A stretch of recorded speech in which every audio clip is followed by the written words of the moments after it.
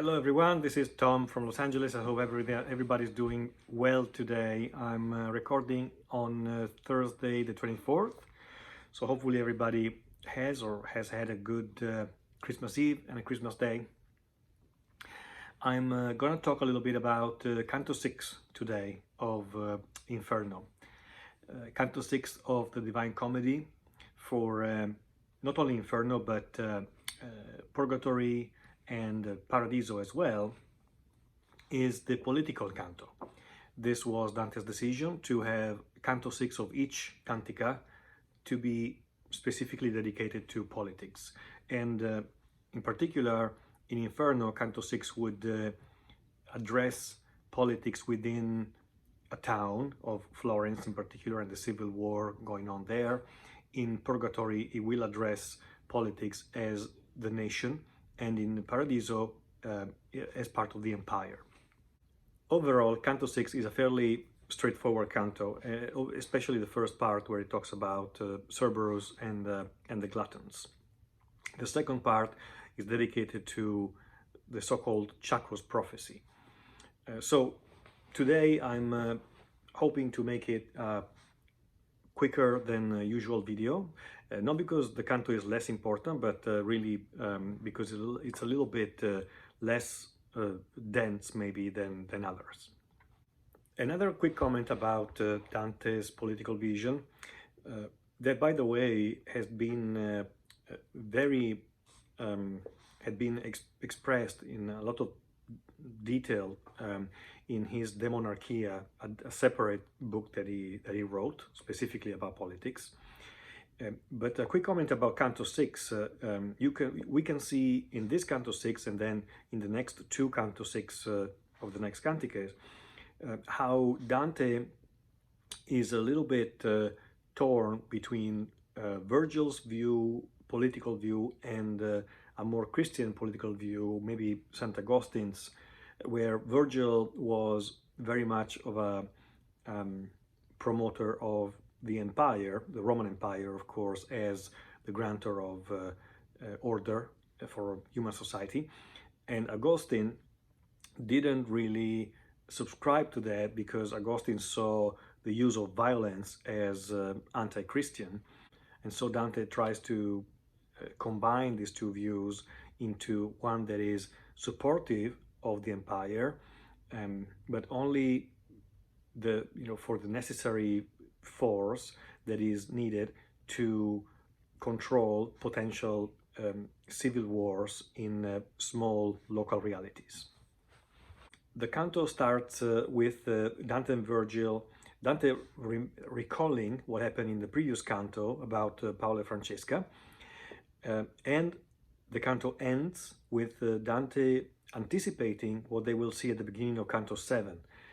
This is done on purpose by Dante. He wants to express the fact that Canto 5, 6, and 7 are very much tied together because of the consequentiality of the sins described in them, and the fact that the general incontinence of instincts is described in these three particular cantos.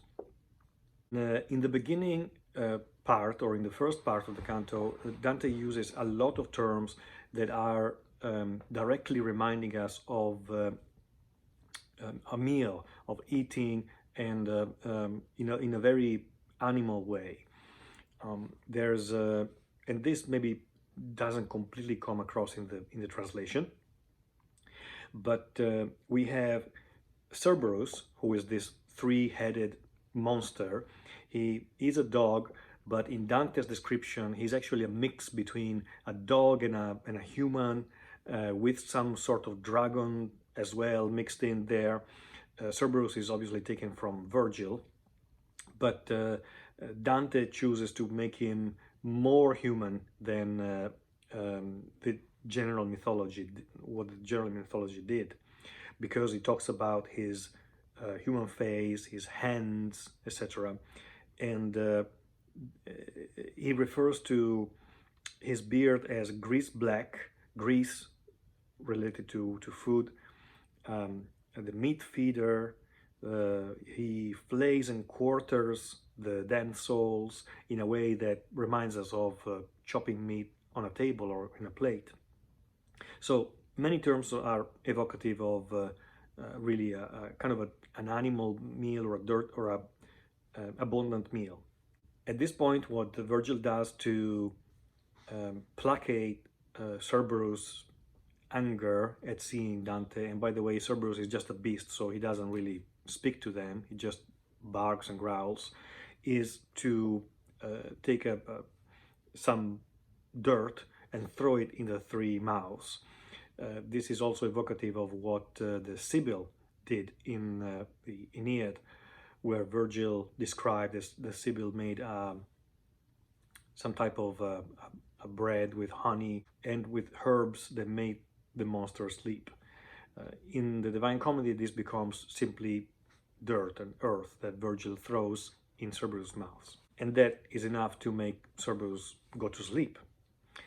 The souls of the gluttons are punished in this third circle of hell, and the souls of the gluttons are constantly beaten by an incessant rain. They keep turning and twisting because they're being cut and dismembered by Cerberus, and so they're in constant pain. Dante and Virgil walk over them. We have Pinsky that translates the emptiness of these souls as their emptinesses in the plural, while Musa uses emptiness, but really it's a way for both of them to explain the fact that these souls are incorporeal, while Dante is corporeal. So he walks over them with Virgil, and one of them calls him out, and this is Chaco. Chaco, there's no documentation that proves that he actually existed during Dante's times, but he probably did. Boccaccio also included Ciacco in one of his novellas, but it's believed that Boccaccio might have taken this Ciacco character from the Divine Comedy directly. In any case, it's somebody who in his life he was very often at banquets and he was very often eating too much. So Ciacco calls up to Dante, and Dante asks him three questions. He asks him, what of things to come? What about the citizens of Florence? Are they just? And tell me why such a schism threatens it. This is where the famous Ciacco's prophecy starts. Ciacco is going to prophesy to Dante what's going to happen in the next years, because the fiction in the Divine Comedy is that it's taking place in year 1300, while Dante was writing a few years later. He's not exactly sure exactly when each canto was written, but for sure years later. And the prophecy that Ciacco talks about has to do with the terrible civil war that had been worsening and worsening in Florence in the last years before 1300, between especially two factions of the Guelphs. From a macro level, the Guelphs were supporting the Pope and the Ghibellines were supporting the Emperor. But Florence, there was a vast majority Guelph city. Within the Guelphs was split in whites and blacks. The whites were called Cerchi, the blacks were called Donatis, due to the name of their main leaders. And Dante was one of the white Guelphs of the Cerchi part that, generally speaking, were representing the new money or people that were coming from the countryside versus the blacks. They were more the ingrained nobility of the town. So Ciacco's prophecy, very simply, is that after a period of time where the Cerchi or the whites prevail, the blacks or the Donatis will be able to win over the Cerchis and kick out the Cerchis, or at least the majority of them out of Florence. This is very important, of course, because one of the whites that were exiled from Florence was, in fact, Dante. He doesn't say that specifically in this canto, but it's implicit. And his anger, or his really, yeah, we can call it anger or fury, is mainly against the power of one who, while we speak, is temporizing, which is a way to call Boniface VIII, the current Pope, who allowed the situation to happen. He allowed the brother of the King of France to enter Florence and help the Donatis, or the blacks, to win over the whites, or the Cherkis. Some commentators in the past said that this one who is temporizing might be Charles de Valois, which was the brother of the King of France, who then in 1301 entered in Florence and supported the Donatis. But the majority today really believes it's Boniface VIII, especially from the story that we know, and from how much we know that Dante really hated Boniface VIII for this personal, with a personal type of sentiment, with a personal anger. Later on in the canto, Dante talks about the state of Florence, and it's very clear that he's being very negative about the entire city, that of all the people who live there. He's saying that only 2 men of all are truly just. It's unclear if he's talking about 2 specific men, or this is simply a way to say almost nobody is a just man in today's Florence, because it's so corrupt. Envy, greed, and pride are ruling the city right now. The civil war situation is incredibly bad. This is the message that he wants to bring, and this is what Chaco is describing in the scene. Then Dante asks specifically about some of his friends, some of the people that he knew. He wants to know from Ciacco if they ended up in hell or paradise, and Ciacco says they all ended up in hell. Now, this is the Divine Comedy, and he wrote it, so this is also an important point. Their souls are among the blackest in hell, and that's where they are. And finally, Chaco stops speaking, and Virgil tells Dante that he won't speak anymore until the hostile power comes, and that's Jesus Christ, meaning the judgment day.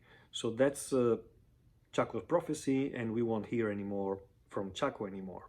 And the canto ends with Dante asking Virgil a very technical theological question, which is, Master, these torments, will they increase after the judgment, or lessen, or merely endure, burning as much as now? After judgment day, these torments, this suffering of this sinner, of these damned souls, will they increase? What will happen? And Virgil refers Dante to his science, which means to Aristotle and to St. Thomas, meaning that he should really go back to those main sources to understand the answer to his question. But in any case, this particular theme is going to be rehashed and deepened in Purgatory as well. The answer that Virgil gives right now is the more a creature is perfect, the more it perceives the good, and likewise pain. The cursed people here don't get to become perfect, but they can expect to come closer than after judgment than now. It's a very technical, specific theological point that Dante puts here, but he will re-articulate in a clearer way in Purgatory. And finally, the anticipation of Plutus in the next canto. It's a connection between cantos, because in other cantos, Dante doesn't use this way to connect the previous one with the successive one. Here he does it to connect the three of them, canto 5, 6, and 7. Because lust, gluttony, and avarice, or greed, being related human weaknesses, he wanted to try and find a structural way to keep them together. This is all I have about canto 6, and it's a little bit it's a little maybe on point that it's Christmas Eve and Christmas tomorrow, and we're talking about the gluttons in hell. I wish everybody a great Christmas, and as much with family and friends as possible in these challenging days. But in any case, thank you for watching, and again, happy Christmas and happy New Year.